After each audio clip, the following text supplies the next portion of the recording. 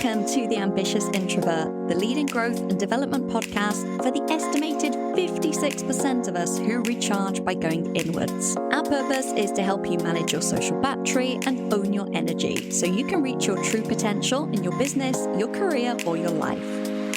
I'm your host, Emma-Louise, a former air traffic controller, entrepreneur, and a success coach with over 15 years experience. I've supported hundreds of introverts like you who dream big and are ready to take action towards making those dreams a reality without compromising their energy in the process. Each week, my guests and I will be sharing tips, tricks, and hacks on how to build your resilience, master your mindset, and cultivate self-leadership. Skills that will help you reach your goals without trying to be someone that you're not.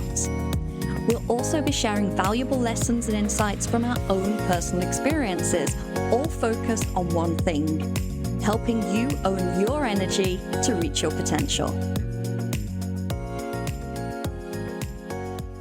Hello, and welcome back to the Ambitious Introvert Podcast. Today is topic which, I've covered some pretty broad topics on the show over the last 3.5 years, but this is one I did not expect to be talking about, and that is Lego bricks. So I had a fantastic conversation with Amale Ghalbouni. She is a coach, facilitator, and founder of The Brick Coach, where she takes the concept of serious play to teams and individuals to help them flourish and grow and problem solve and innovate and do all of the things that good companies need.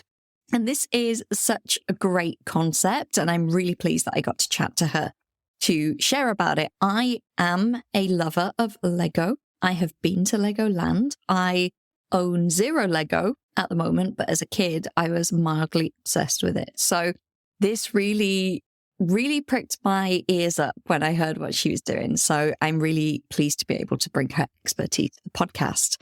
So we cover quite a lot. We talk about the concept of serious play and its origins, how it can help, the benefits for teams, for individuals, how we can use it to unlock insights and creativity, why it's useful for different learning styles, how it can help people to express themselves and problem solve, and ways that it can be used beyond the workspace. So yes, it's great for problem solving, it's great for teams, it's great for creativity, it's great for innovation. But if you are a professional or you're a solopreneur and you're like, okay, but I want to tap into this as well.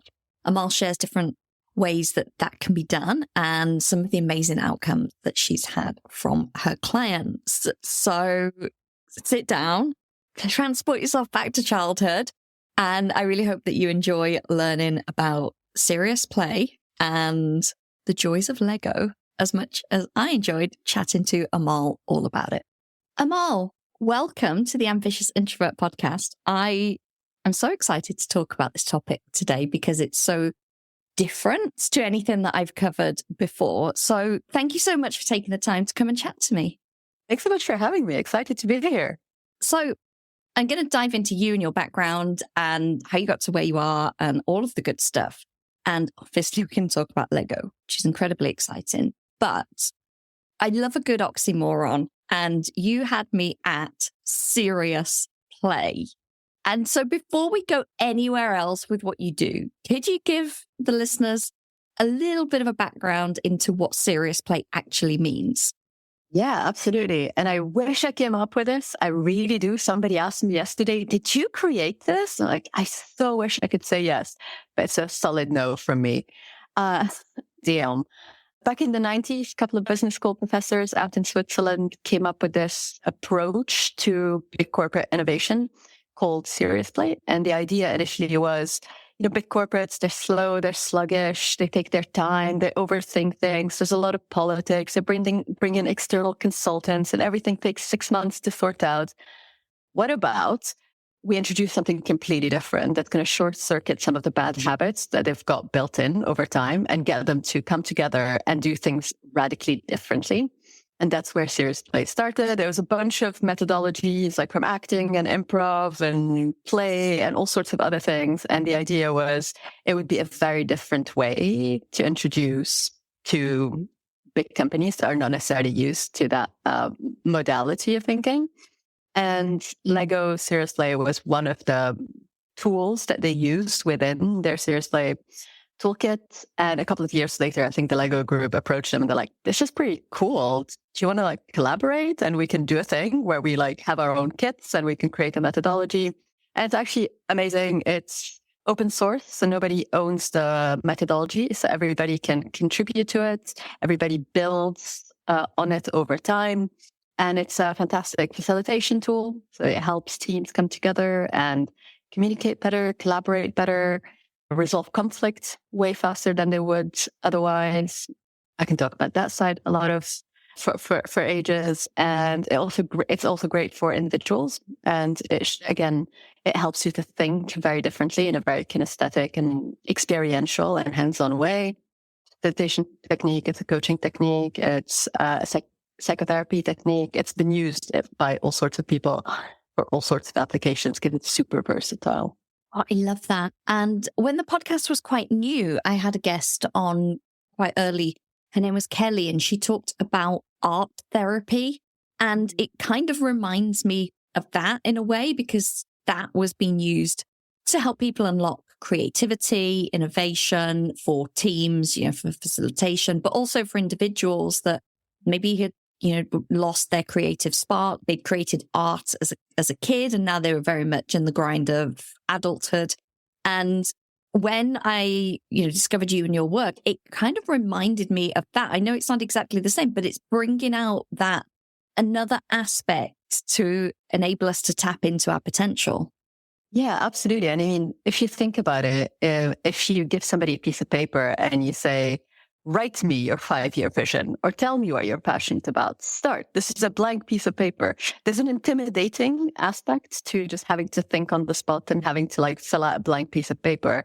And the playfulness that Lego or other art therapy brings, it helps you think a bit more laterally about what you want, rather than start from a blank piece of paper, because any brick can mean anything. So you can pick up a brick and call it your lunch. You can pick up a brick and call it sunshine and happiness. You can pick up a brick and call it like being really jealous about your ex's partner. You can do whatever you want.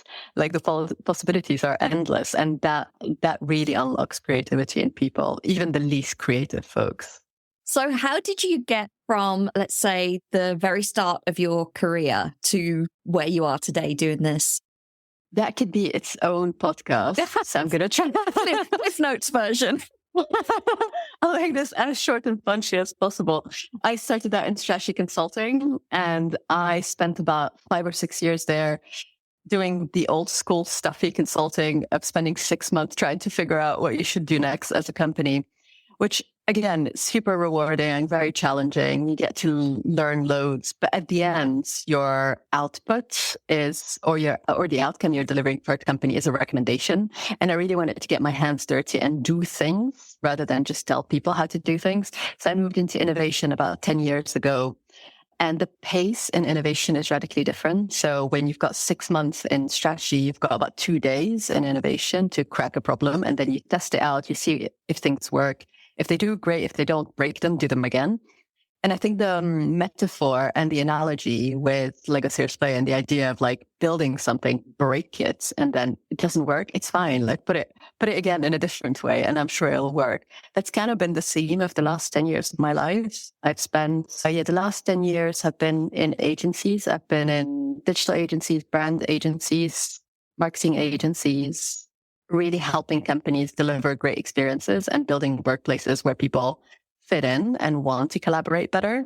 And last year, I finally took the leap and decided to leave that behind and set up my own coaching practice. I work with clients who got to the same stage where they're like, this is nice, but I think I need a bit more meaning and a bit more purpose in what I do on a day-to-day basis.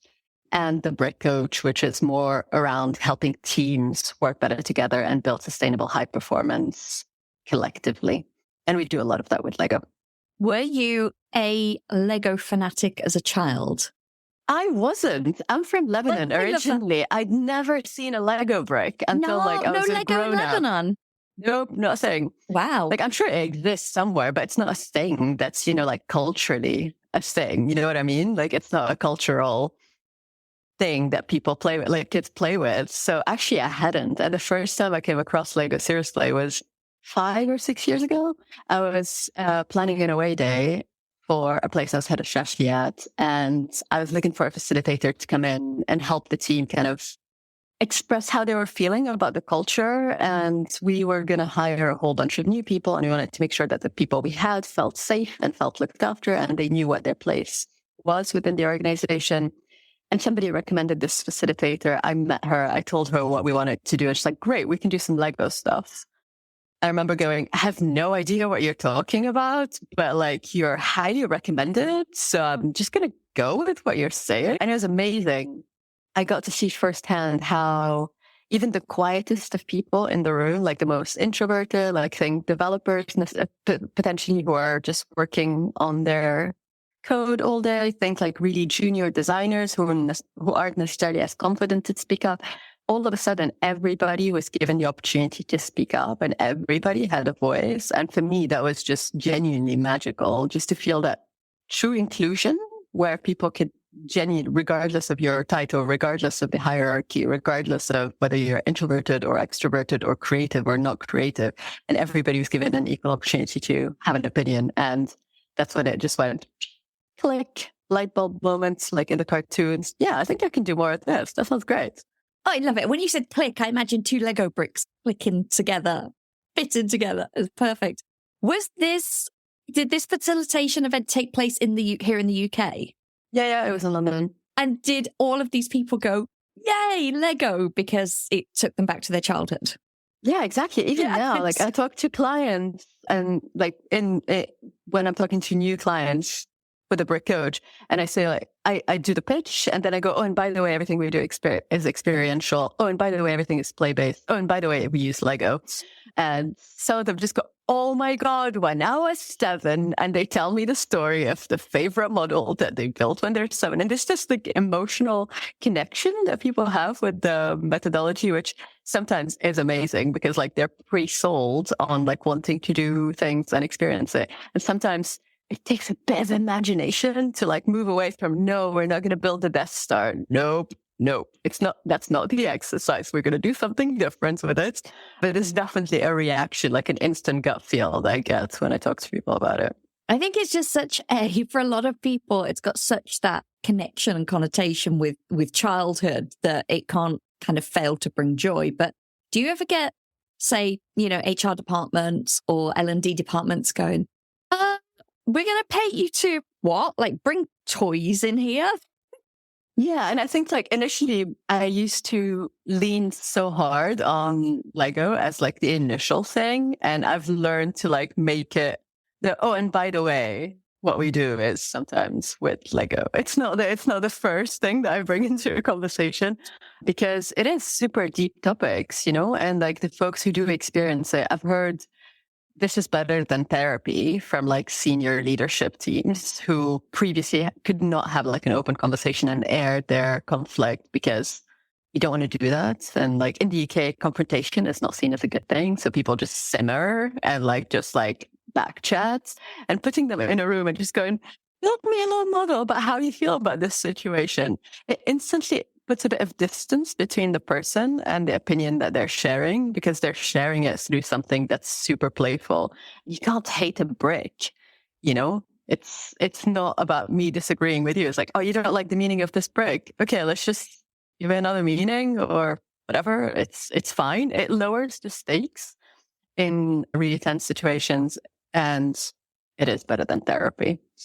One of the things that Kelly said when we were talking about art, and her art was mainly painting and drawing, a lot of people were very attached to, quote unquote, making it perfect and doing it right, because their experience of art was in a lesson at school where you were going to get a grade or it wasn't good enough. And she said that a lot of people, even if the outcome, I'm going to say, the finished product was nothing spectacular, they had a hard time actually enjoying the process. Have you found this? Do people want to build, like you say, build the Death Star, but like the perfect Lego model?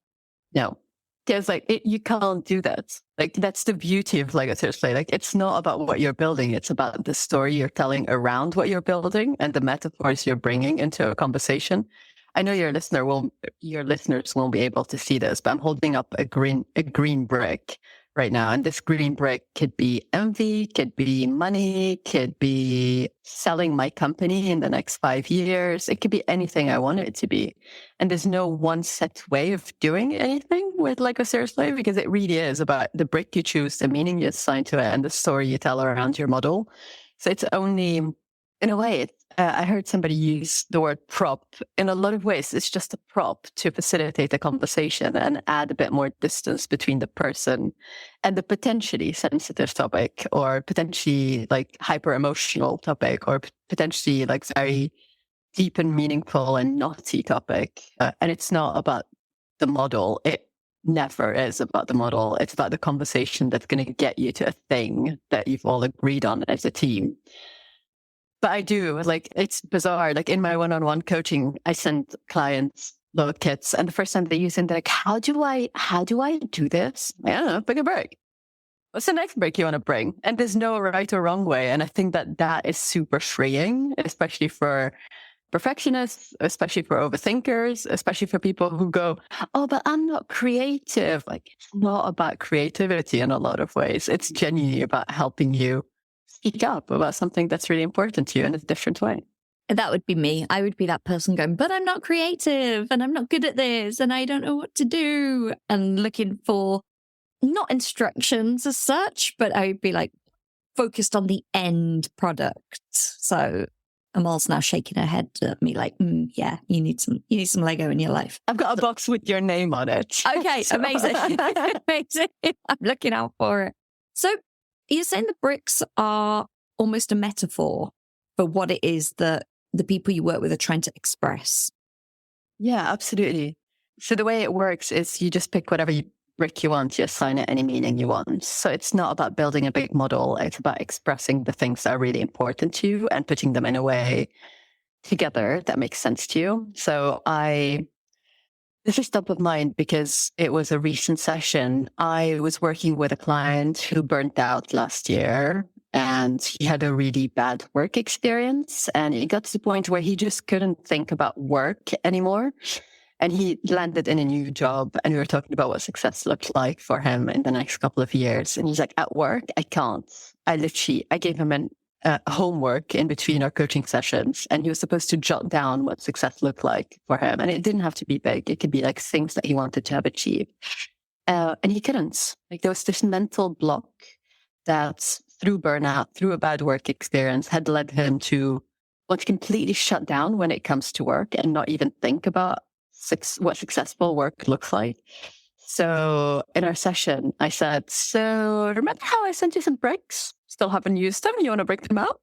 And we went from, I don't know what I want, to this is what success looks like to me when it comes to my family and the time I spend with them. This is what success looks like to me when it comes to balance and where I spend my time and how I recharge my energy and how I don't burn out again.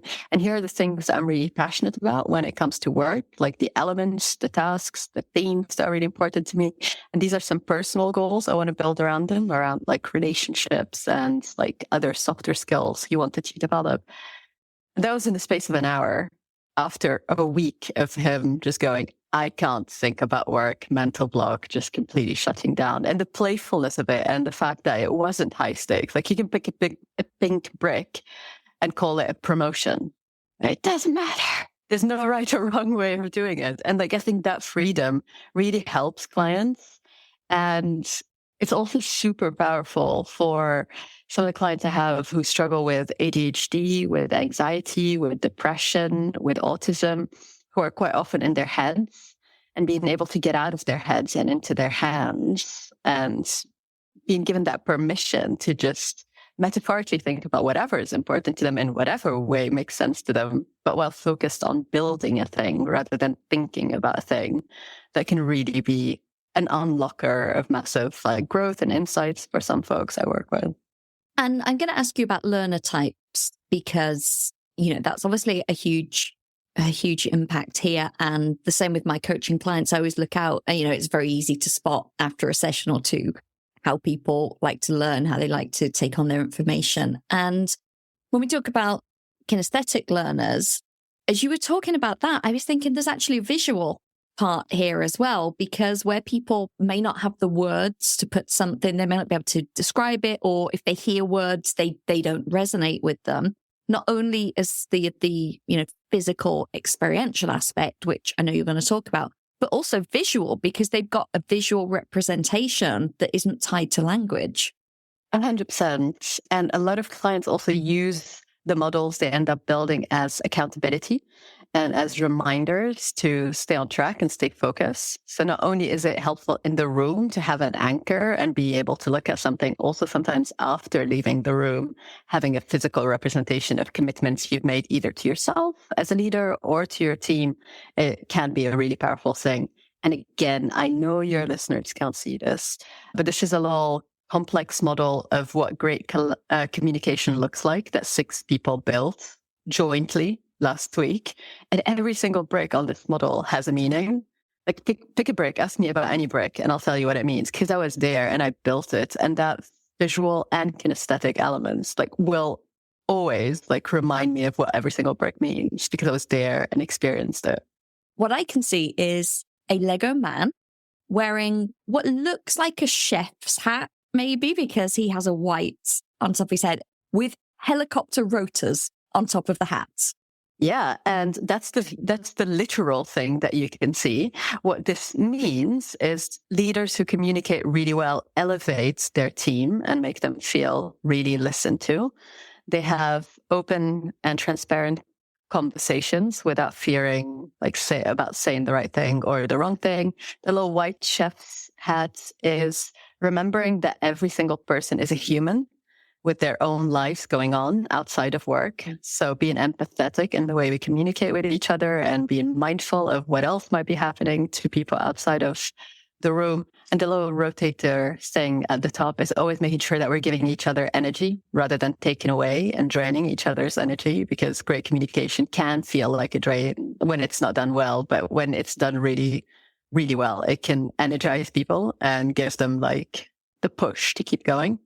So that's how obviously it can be utilized in a team. I guess they had to work together to decide what brick meant what and what was important and how are we going to represent this visually. For individuals, it sounds like it's very powerful for that expression piece. Like you say, this person, they can't say what success is or what their goal is right now, but actually giving them something in their hands to get them out of their head meant that they could then go, oh, well, it's this. It's like giving people another language to get their thoughts across.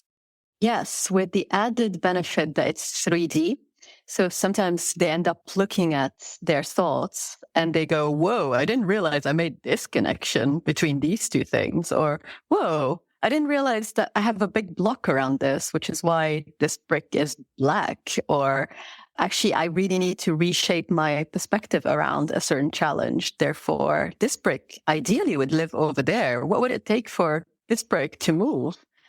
Well, I guess I need to explore, or I need to experiment with certain behaviors or mindset or whatever. So that representation is it's super powerful because it's very tangible representation of the connections, of the emissions, of the importance, of the connotations of certain thoughts. And it's also a very powerful way to help people reshape their relationship around things. Like I worked with a client, he's senior sales and marketing director, been doing this for 35 years, about to retire, built a model. He wanted to explore what he wanted to do once he didn't have a job, because that had been most of his career. And he built a little vision of what post-retirement would look like. And there was loads of creativity and free time to pursue things he really enjoyed, be closer to nature, etc. And I asked him what work represented to him, and it was a red brick. And it was a really solid red brick. And there was a gap between work, solid red brick, and all the creative, cool things that are going to happen in retirement. And the gap was quite wide. And the lack of bricks, i.e. the gap, was the thing that he took away from the model. He's like, I don't know what to do with this gap. I've never I've never not had a job. And now I look at this, and this gap and this transitional phase is the thing that worries me the most. It's not what happens on either side, but it's the absence of things that I know are going to fill my time. And we ended up unpicking that in 2 sections after the conversation. And the lack of breaks was the thing that gave him the realization that, whoa, I don't even know what to put there because I've never had to think about this. That's so interesting. And I've definitely heard that in conversations with former colleagues when they're retiring and they've got all these plans and like, I'm going to do this and I'm going to do this and it's going to be like this and I'm going to take up this hobby and I'm going to do that. And yeah, as you were saying that, I could see that almost space as well could be a thing. You could have the red brick over here and then all of the creativity over there. And there's like a big space because how do we get from one to the other? Exactly. So sometimes it's the absence of bricks that you notice because you built your model in a way that represents your thoughts that might make you go, whoa, I didn't realize that was a thing. Sometimes people struggle with also putting bricks on the model. It's like, I really should do this, but it doesn't feel right. And that in itself can tell you that you've got a block around the thing. Or you might build it in a certain way and go, I never thought that that's how I look at the world.